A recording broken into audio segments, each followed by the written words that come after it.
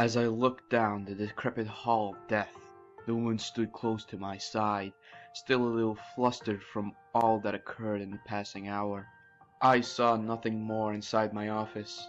The single light bulb that allowed me to see inside was destroyed in the struggle.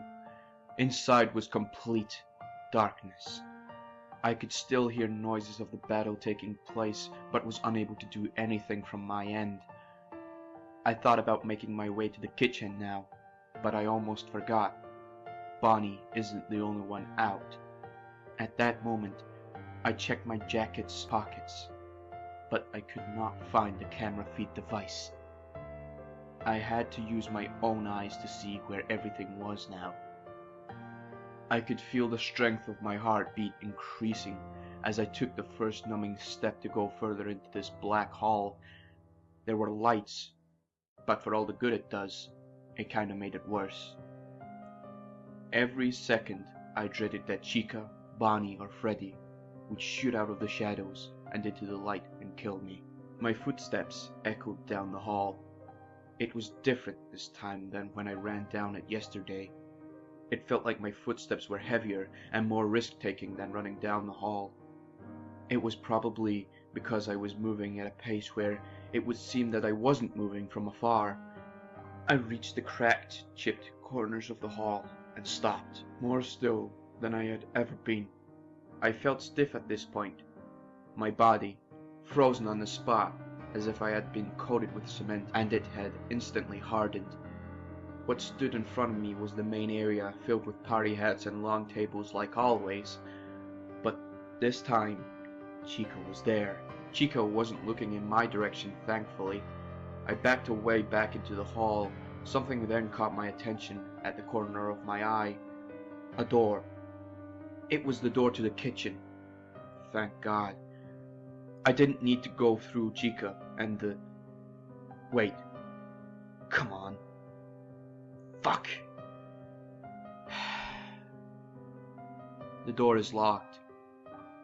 I guess the cooks locked it when they left at 6 p.m. Then I noticed that the woman was still at the door that led to my office, still looking in the window with a soulless expression. I walked up to her, still taking my time and being as light-footed as possible. "Hey," I grunted quietly. "We need to get moving," I insisted. The woman said nothing but turned her head to face me. She then blinked furiously for a couple of seconds. She shook her head as if she had been daydreaming and then looked at me again, but with a concerned look. "We need to get into the kitchen," I explained to her. The woman nodded and looked a little unorganized as she fiddled around with her bag and pockets. Yet again, I had to creep past this hall. This time, it felt worse. The cyan tiles of the walls and floor stuck out and hurt my eyes. I stuck to the left side of the hall, as loose wires from the ceiling dangled on the right side. We made it to the main area. Chica was gone now. This was going to be one of our chances to get into the kitchen.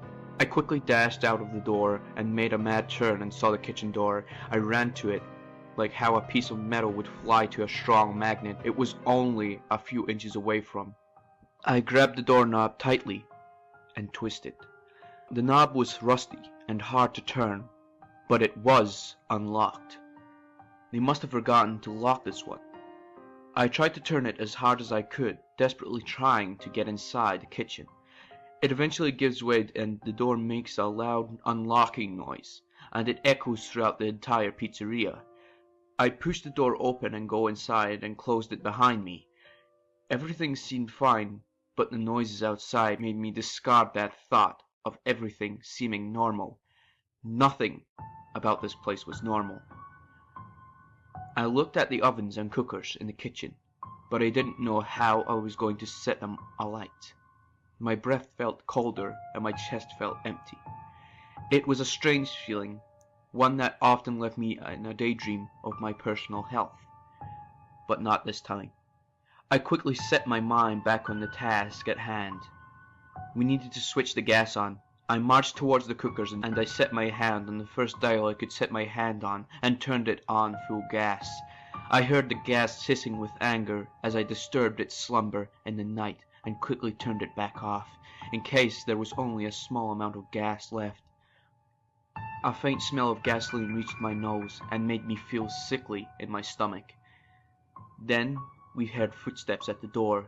They were heavy and slow. The woman quickly made a mad dash towards the table and ducked under it. I, on the other hand, was a little slower.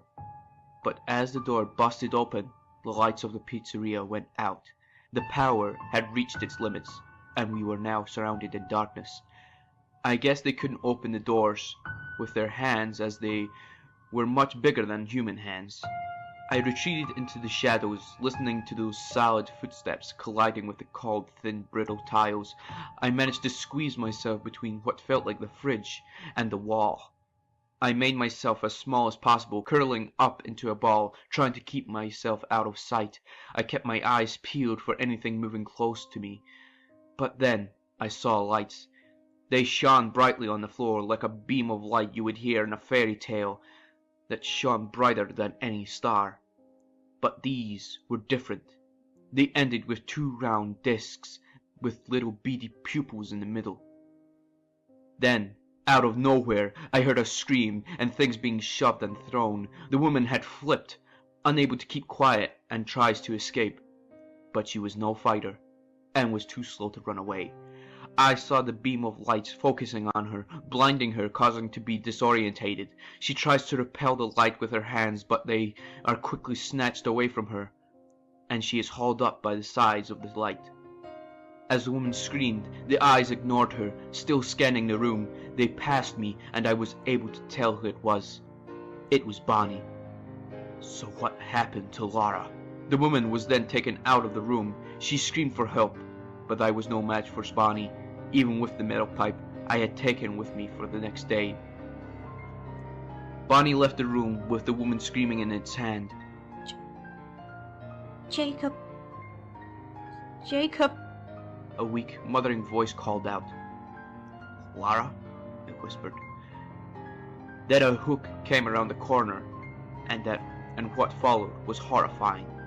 Foxy was torn in half and was trying to reach me, using only her 2 arms. Lara, I said, my heart sinking as I crawled next to her. Jacob, you have to save that woman. She's innocent in all of this, as much as you are. You can't let her die. Lara explained. What about you? I asked. I'll be fine. The other half of me is right there. I'll be okay. I can fix myself up. Lara explained with a reassuring tone. All right. I'll help that woman. Just focus on getting yourself patched up. I will. Now, go, Lara ordered. I then walked to the door with confidence and took a last look at Lara. I won't be long. Lara nodded, then I took my leave.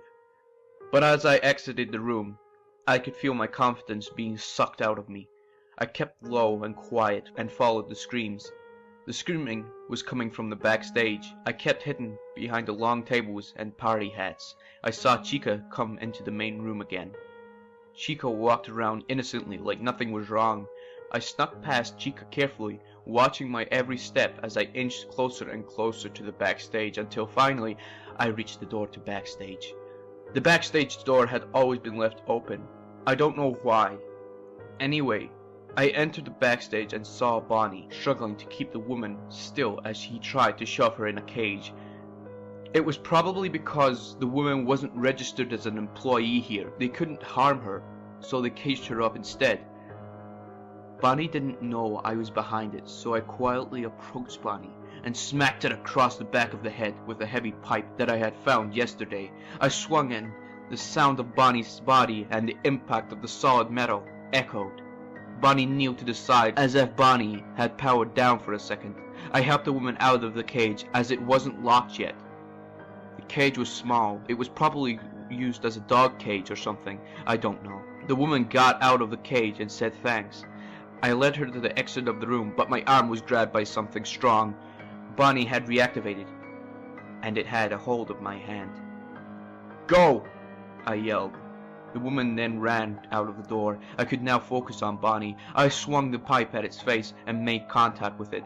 With the strike, Bonnie released me and used the table beside it to keep its balance. I swing at it again, causing its head to smash off the table. The impact was so hard that it hurt my hand, and the pipe flew out of my hand. Bonnie stood once more and pinned me to the wall by my shoulders, screaming in my face.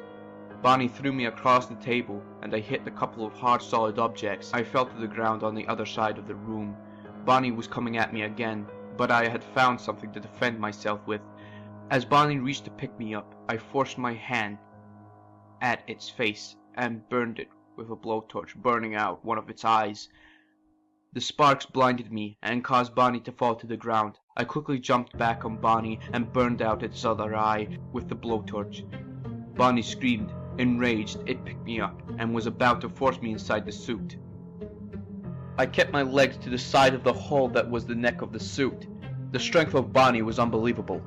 Then my right leg slipped inside and was cut up by the metal inside. As a last resort, I shoved my hand down Bonnie's throat and pulled the trigger on the blowtorch. Bonnie went up in flames, but in doing so, she closed her mouth in my arm that I had stuck down her throat. My bicep was being crushed by Bonnie's teeth, and the rest of my arm was being burned in the flames. I tried to pry my arm out, but it was no use. As I gave up hope getting my arm out, Foxy burst in, barely able to stand, and charged towards the flaming Bonnie. Foxy forced its claw into the side of Bonnie's mouth, and with all of her strength she pried my arm free with her hook and ripped Bonnie's mouth open. Bonnie fell to the ground and burned. As Foxy helped me out, I noticed something. I shouldn't call Laura Foxy.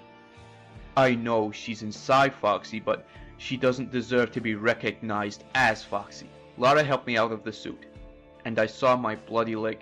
It was crushed and gashed open. I couldn't stand on it, so Laura used her body to support mine. But as we were about to exit the room, a blue light emitted. I turned my head and saw that a blue light was coming from Bonnie's body. Then there was a flash of white and a small boy stood on top of Bonnie's body. "Thank you," he said, and faded. Now, day 3 was upon me, was upon us all.